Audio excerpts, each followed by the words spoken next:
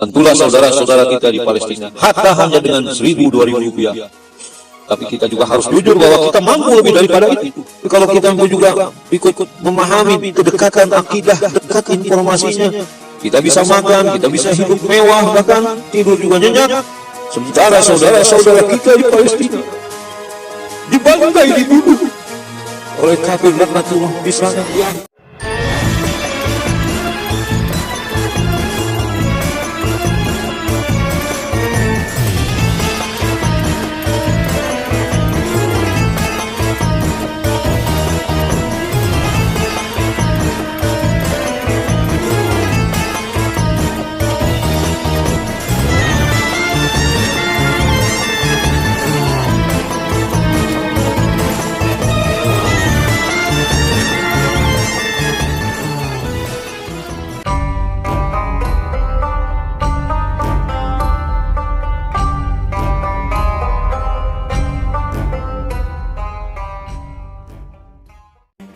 Assalamualaikum warahmatullahi wabarakatuh. Alhamdulillah, wassalatu wassalamu ala rasulillah Muhammad ibn Abdullah. Asyhadu an la ilaha illallah wahdahu la syarikalah wa asyhadu anna Muhammadan abduhu wa rasuluh man la nabiyya ba'dah. Qala Allah ta'ala fil Qur'anil Karim, a'udzu billahi minasyaitonir rajim. Bismillahirrahmanirrahim.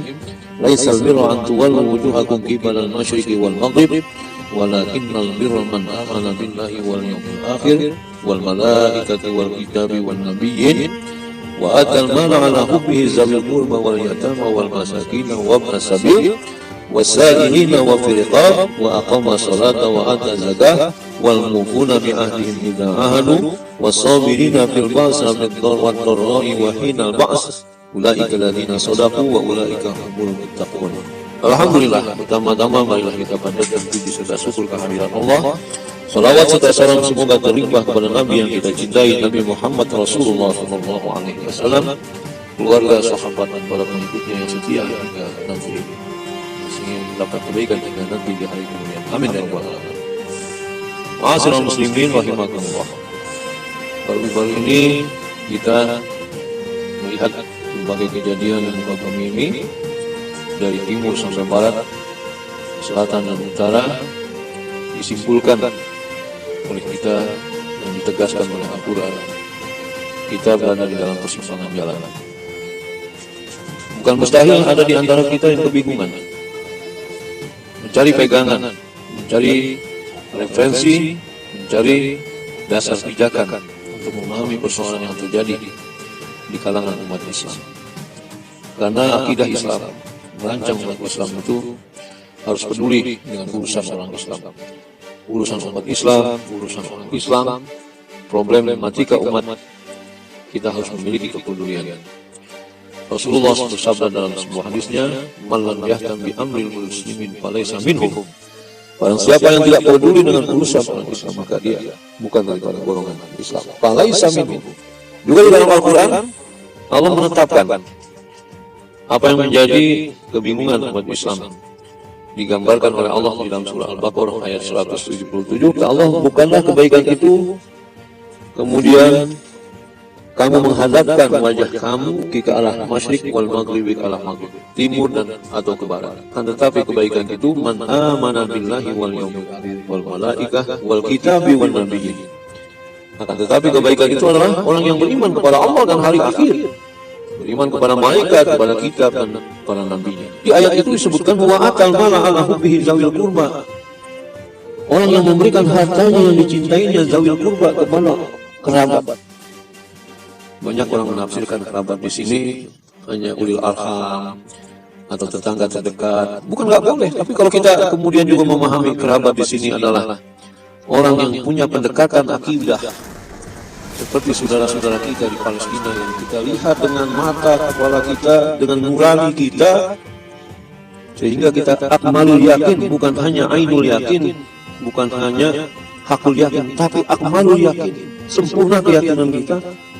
Apa yang terjadi pada saudara-saudara kita yang seakidah kita di Palestina adalah benar-benar berhak mendapatkan prioritas utama. Atas apa? Atas mala ala hubihi, atas harta yang dicintai. Kita cinta kepada harta kita yang kita sayang, yang kita cintai, yang kita sukai, berhak untuk diberikan kepada zawil qurba. Komunikasi dunia sosmed ini membuat kita dekat dengan saudara-saudara kita yang ada di Palestina. Baru kemudian wal yatama dan orang yatim menjadi prioritas yang kedua. Wal masakin yang ketiga, orang miskin. Wal qabna sabil, orang-orang yang di dalam perjalanan, yaitu orang-orang yang berjihad di jalan Allah. Wabna sabil, as-sabil bermakna fi sabilillah. Wasailina wa furqab, para peminta-peminta, wa furqab, dan untuk memerdekakan hamba-hamba sahaya. Jadi sebelum Allah menyebutkan ayat selanjutnya dengan wa aqama shalah wa ata zakah wal mufuna bi ahdihim idza ahadu, dan seterusnya Allah sebutkan orang-orang yang patut atas harta yang kita cintai ini. Untuk apa? Untuk disumbangkan, untuk menolong saudara-saudara kita. Allah pada hakikatnya mengabulkan pernyataan kita di dalam setiap salat, iyyaka na'budu wa iyyaka nasta'in. Hanya kepadamu ya Allah kami menyembah, dan hanya kepadamu ya Allah kami meminta pertolongan.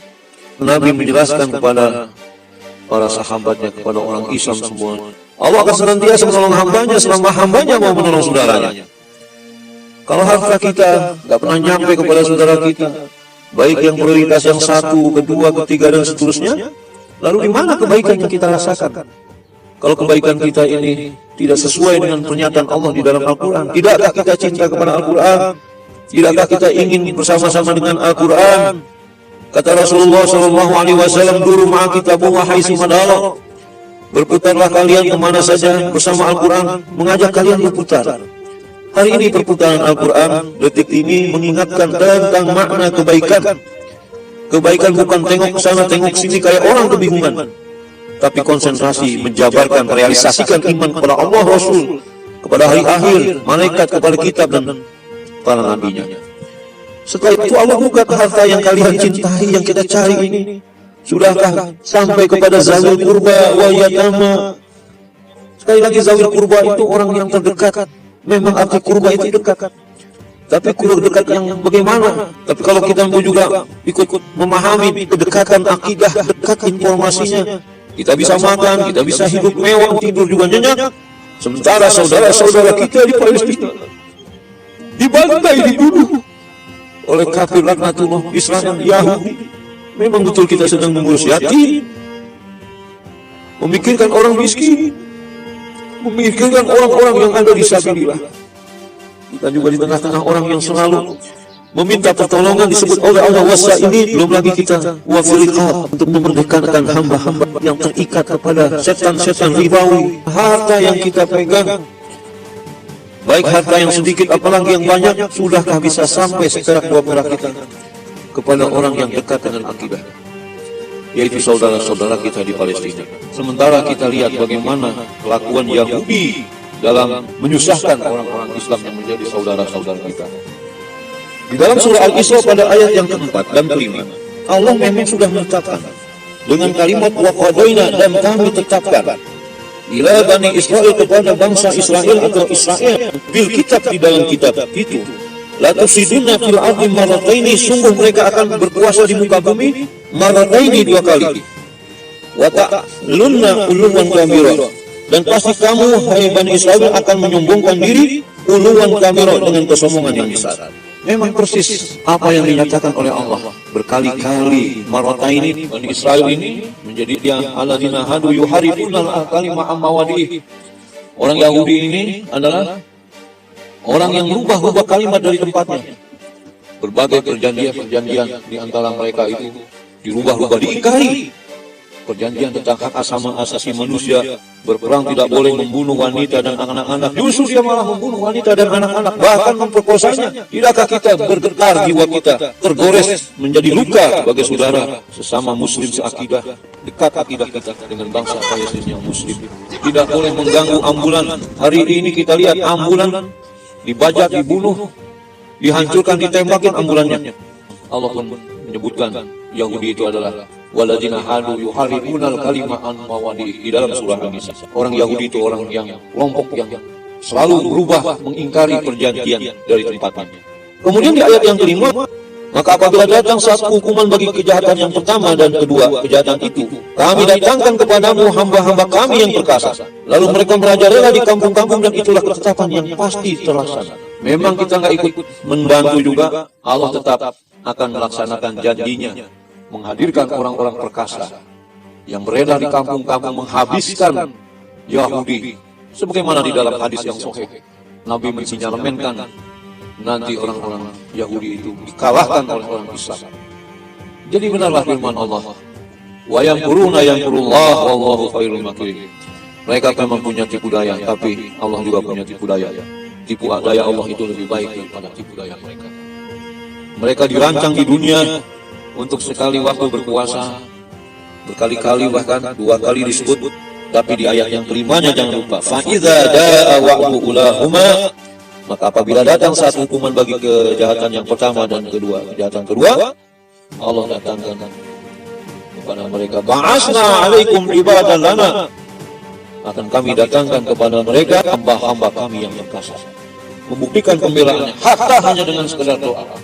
Se-Palestina, selamatkan Palestina. Ucapan segitu saja. Memang tidak seberapa ucapan itu menurut kita.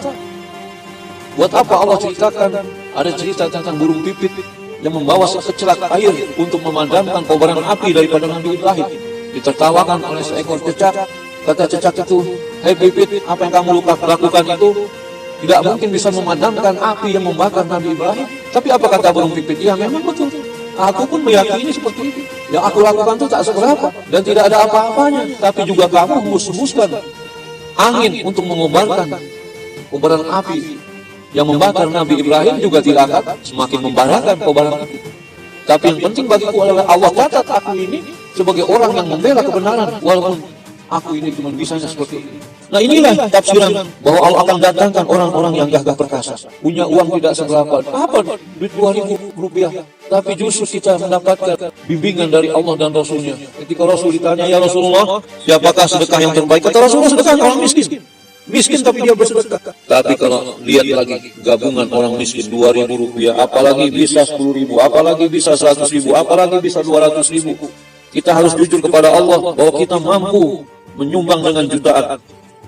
Lalu kalau kemudian digabungkan 2.000 kali 2 juta orang, apakah kita tidak yakin bahwa di dunia ini masih ada orang yang beribadah menyembah kepada Allah dengan sholatnya?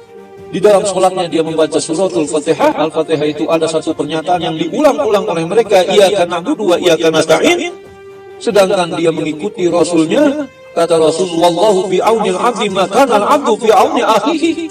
Allah akan senantiasa menolong hambanya sepanjang hambanya mau menolong saudaranya. Oleh karena itulah, ma'asyiral muslimin rahimakumullah, marilah kita bersatu padu membuktikan pernyataan iyyaka na'budu wa iyyaka nasta'in. Hanya kepada Allah kita beribadah, pada Allah kita meminta pertolongan. Jangan sampai kita membohongi pernyataan kita sendiri. Tentulah saudara-saudara kita di Palestina, hatta hanya dengan 1.000-2.000 rupiah. Tapi kita juga harus jujur bahwa kita mampu lebih daripada itu. Buat apa kita hidup di dunia kalau selalu berbohong, membohongi diri kita sendiri? Na'udzubillah min dzalik. Oleh karena itulah, sekali lagi dalam forum ini saya mengajak kepada diri saya sendiri untuk memberikan bantuan, di mana bantuan itu dibagi menjadi 3 bagian. Man ra'a minkum munkaran falyughayyirhu bi yadihi, fa in lam yastati' fa bi lisanihi, fa in lam yastati' fa bi qalbihi, wa huwa adhaful iman. Barang siapa yang melihat kemungkaran, rubah dengan yadi, dengan tangannya, dengan kekuasaannya. Apabila tidak mampu, rubah dengan lisannya. Apabila tidak mampu, rubah dengan hatinya. Itulah semelemah-lemah iman. Marilah kita gunakan lisan kita untuk berdoa. Demikian yang bisa saya sampaikan. Allahumma ansur juyusal muslimina wal mujahidina fi Palestina. Allahumma ansur juyusal muslimina wal mujahidina fi Palestina. Allahumma ansur juyusal muslimina wal mujahidina fi Palestina. Sehingga Allah tolonglah pasukan orang-orang Islam dan para mujahid di Palestina. Amin ya rabbal alamin. Demikian yang bisa saya sampaikan. Lebih kurangnya saya mohon maaf. Wabillahi taufiq wa hidayah. Wassalamualaikum warahmatullahi wabarakatuh.